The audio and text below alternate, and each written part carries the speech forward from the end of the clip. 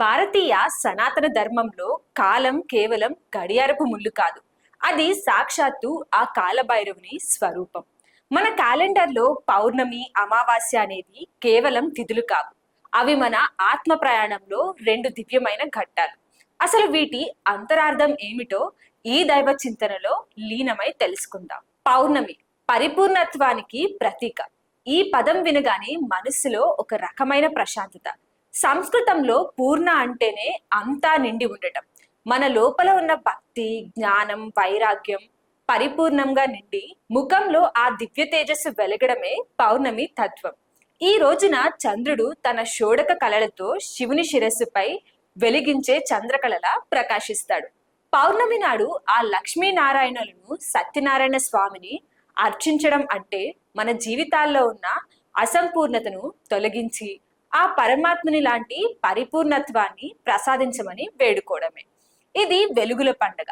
ఇది సాత్విక శక్తి ప్రవాహం. అమావాస్య పితృదేవతల సాన్నిధ్యం. ఇక అమావాస్య చాలా మంది దీనిని చూసి భయపడతారు. కానీ అమావాస్య అంటే చీకటి కాదు, అది పరమ పవిత్రమైన ఏకాంతం. అమ అంటే కలిసి, వస్య అంటే నివసించడం. సూర్యచంద్రులు ఏకమై మన ఆత్మ మనస్సు కలిసిపోయి ఆ పరబ్రహ్మలో లీనమయ్యే క్షణం ఇది. అమావాస్య నాడు బాహ్య ప్రపంచం చీకటిగా ఉన్నా లోపల జ్ఞానదీపం వెలగాలి. మనల్ని ఈ భూమికి పరిచయం చేసిన మన పితృదేవతలు మనతోనే కలిసి నివసించే రోజే అమావాస్య.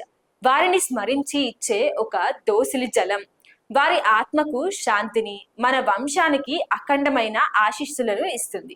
అమావాస్య అంటే శూన్యం కాదు, అది శక్తుల పుట్టినిల్లు. గమనించండి, పౌర్ణమి మనకు ప్రసాదాన్ని ఇస్తే అమావాస్య మనకు ముక్తిని ఇస్తుంది.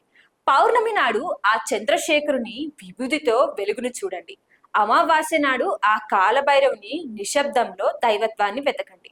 ఈ రెండు తిథులు మనకు నేర్పేది ఒక్కటే: జీవితంలో సుఖదుఖాలు, వెలుగు చీకట్లు ఎలా వచ్చినా వాటన్నిటికీ మూలం ఆ పరమాత్ముడే అని నమ్మి శరణాగతి వేడటమే అసలైన భక్తి. నిండు పున్నమి వెన్నెల మీ ఇంట సౌభాగ్యాన్ని నింపాలని, అమావాస్య నాటి పితృదేవతల దీవెనలు మీ వంశాన్ని రక్షించాలని కోరుకుంటూ లోకా సమస్త సుఖినో భవంతు.